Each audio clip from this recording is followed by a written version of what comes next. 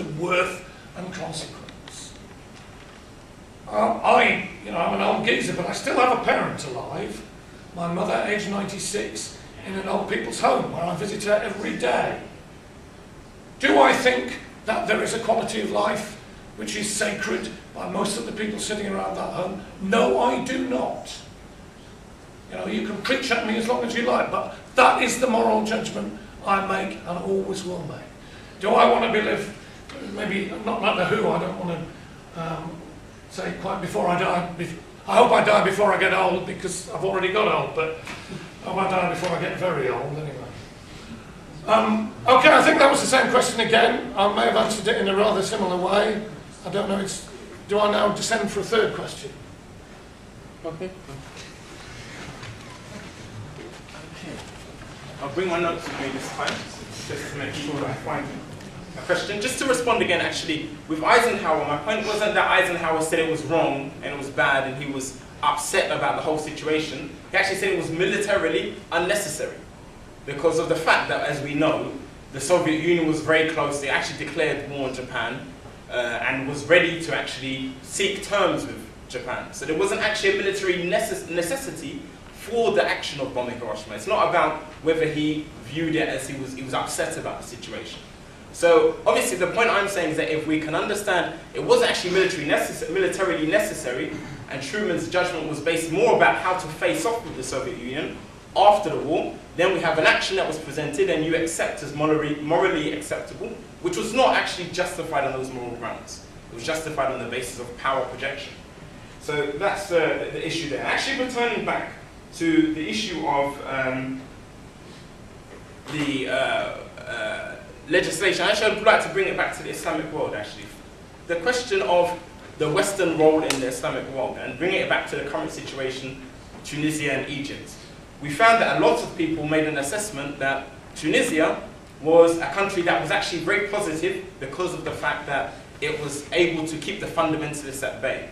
You find many Western thinkers as well as politicians who were of that view. And perhaps if you could give your response to this challenge, because again, you found that there was a calibration that was made about what was beneficial for the society, what was beneficial for Western interests. And that was actually supporting dictatorship in Tunisia and Egypt. And that was on the basis why you're keeping fundamentalism or the Islamic extremism at bay.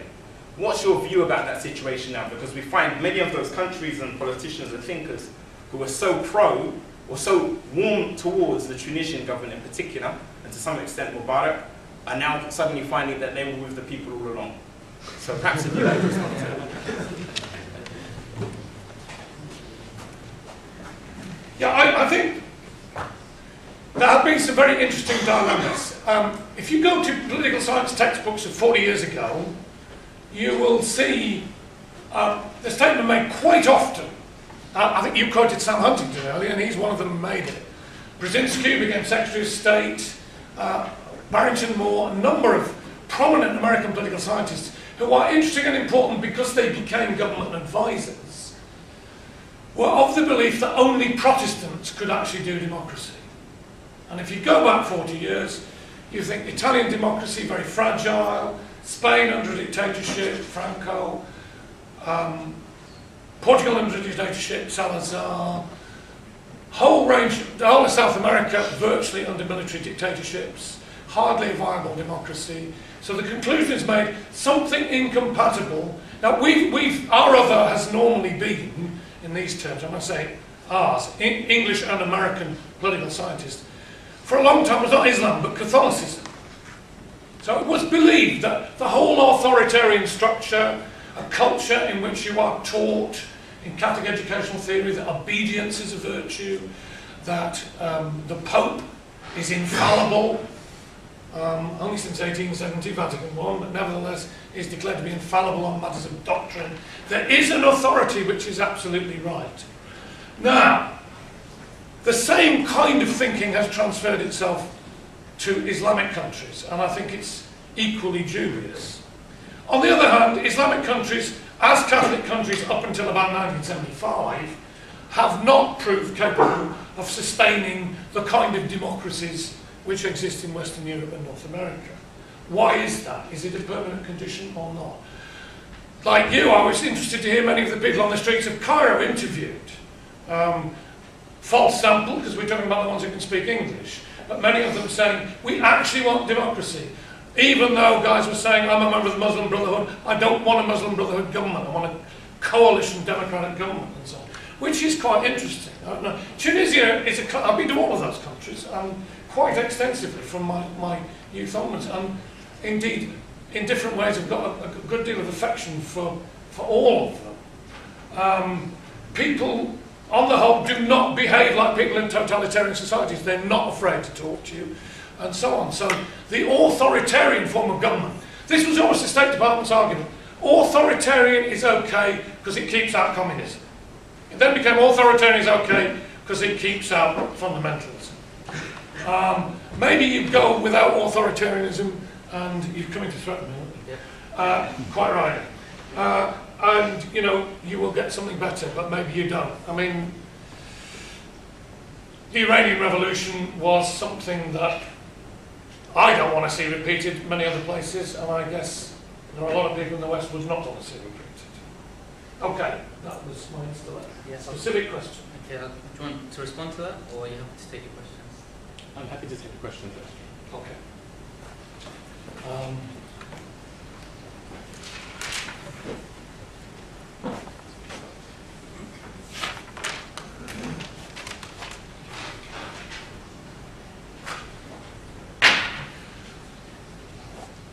Last week I was on the top of Pebble Hill in Lancashire and God came down and spoke to me. He was concerned that some of his greatest gifts, alcohol, fornication and bacon, were being ignored by many of his people. What do you say to that?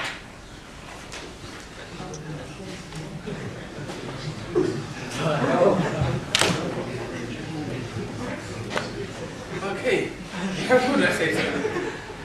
I think maybe to answer a proper question. That was a proper question. Okay, well, to deal with the issue, first of all, it comes down to the issue of revelation. I guess that's the point you're reaching at. And if I go back to one of the points you made earlier, actually, it was an interesting point, which was the issue of how Muslims interpret, or the fact that because there's interpretation, it means that it's a purely human agency, there's no God involved, effectively. The issue is here that there's a question here about the interpretive process, about interpretation, and the original source. And is there some reasonable understanding that there's an original source we're looking at which gives meaning, that gives a direction? And the fact is, when we look at Islamic law, we don't find that type of complete inability for Muslims to agree. We actually find there's quite a strong consensus on basic points of Islamic law between the different schools of thought, i.e. different mazahib. You find broad agreements on all of the principles that should be used to access the Islamic law. You'd also find there are agreed texts and sources that would be used as well, i.e. first of all the Quran, and also the hadith of the Prophet, peace be upon him. So you actually find there is a body of law that's actually arisen, where there is quite a sense of coherent agreement and consensus on its basic elements. So I think the idea that because there's interpretation, it means that there's no source of law, there's no coherent point of reference, is actually it's a nonsense. Because the same way you have interpretation in English law, you have interpretation in other sets of laws. It doesn't mean we can say, well, there's no law at all, actually. It doesn't mean anything whatsoever. I see that sign above the door there. There's no words there, but I'm sure most of us would interpret that as that's a fire exit, or that's an exit of some kind, because of our understanding of the symbols behind it. I don't think anyone would say there's a track meet taking place because there's a guy running and it's downstairs. Yeah, so we've all got actually a shared understanding of how to interpret that because we've got a previous understanding of the text, in this case the symbols at hand. So I don't actually accept the idea that we have no basis or this legislation is purely arbitrary. Likewise, if we look at the fundamental basis of the Islamic belief, it's that we believe that there is a creator who we rationally consent to his existence, and likewise we rationally believe that the Quran is a book which has come from the creator, i.e. it's a text which has not been produced the like of it in 1400 years. So it actually sets a standard for its claim that it's a divine book. The same way that if you have a claim, you're perfectly fine to make the claim that you spoke to God, but obviously we would ask for your proof. I do want to reply to that. Do you want to ask another question? I do. Quick reply to that, because I think it contains what is both good and bad about Islamic law. What is good, and what means that it can be taken far more seriously than the ramblings of American Protestant evangelists, sorry, is the word I'm groping for, is that I was putting myself in the position of an evangelist who has had a personal revelation. And why is my personal revelation any different in quality, any less believable than anybody else's, including people who lived 1400 years ago? On the other hand, I do accept, I think it would be unreasonable not to accept, not that the source is any better, but that at least 1400 years of quite serious attention, practice, experimentation has made Islamic law rather more serious entity than the ramblings of American evangelicals. The question I want to ask you, and this, in a way, you would appreciate that, although you didn't think so at first, it was a serious question, the previous one. This question is quite simple. Do you think religion is more virtuous when it contains doubt, or when it does not allow for the possibility of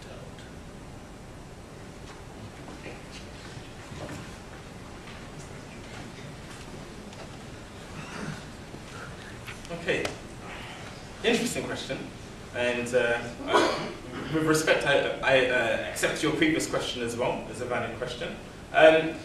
Now, the issue of doubt and religion, I think what we would have to look at is when we look to Islamic law, we have to acknowledge there is an element of of ijtihad. What's the process of ijtihad, i.e. that when we look at a ruling that comes from the Islamic text, we have to acknowledge that there is an effort made to understand the text. There's an effort that's made to understand the legislation.